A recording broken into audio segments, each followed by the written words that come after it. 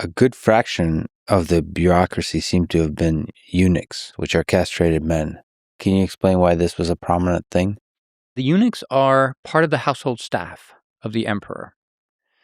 So that would be like, what would it be? The West Wing of the White House or something like this. Yeah.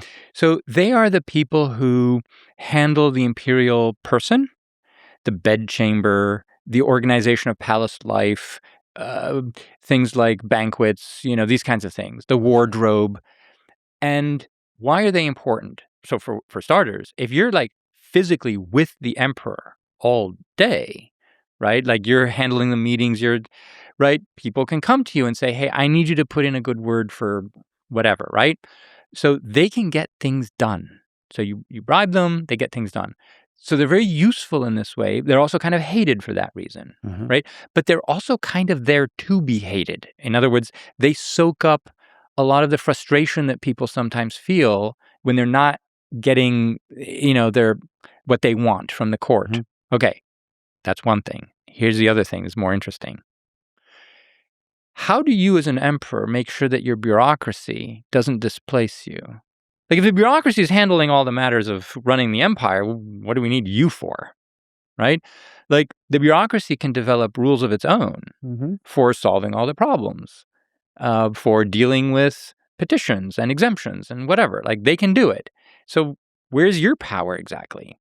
So what the emperors did not want is to be displaced or overshadowed by these kinds of more impersonal institutions. And so they would often set up like parallel tracks of power. So this could be a bit confusing. So eunuchs were perfect for this reason because often their origin was from outside the empire or they were former slaves. They weren't connected to like networks of powerful families. So you knew that they would generally be loyal to you because they depended entirely on you, the emperor, for their position and their power. And what you would sometimes do is you'd say, okay, I'm putting you in charge of like this army, literally, like putting you in charge of an army, just so that you can counterbalance the kind of networks of established generals. And you'll have like, no, a eunuch from my wardrobe. I'm putting him in charge.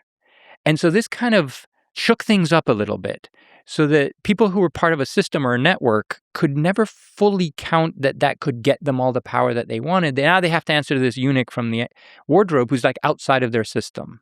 And sometimes these eunuchs were extremely competent, like Narcisse, Justinian's general, who defeated the Goths in Italy in this massive battle. Like this guy was a total hard ass. And he was this little old man. He was very old. He was tiny and he was a eunuch. And the Goths laughed at him, but he had the last laugh, right? Is there some component to them being eunuchs so they can't propagate the bloodline? Yeah, they can't have their own family, so they can't be like looking out for their own offspring. They're kind of isolated individuals who depend entirely on your favor. Is it known whether the castration is almost always by force? There are eunuchs in society generally. They're often bishops. They're appointed Patriarch of Constantinople sometimes. They're in all kinds of positions. Many of them are children who are enslaved and castrated against their will. Sometimes, however, they are castrated very much according to the will of their families. In some parts of, like in Caucasia, there were some regions that were famous for producing eunuchs. Also in Persia and so forth. But also, we are pretty sure that this happened within the empire because there were some families that like really wanted to place a eunuch at the court. Right. So from Paphlagonia, there were a number of, this is in northern Asia Minor. And so they would, it was almost like a family strategy. I mean, it's fascinating. It's fascinating that they had so much representation in the inner circles of the emperor, and therefore had real influence. Oh, yeah.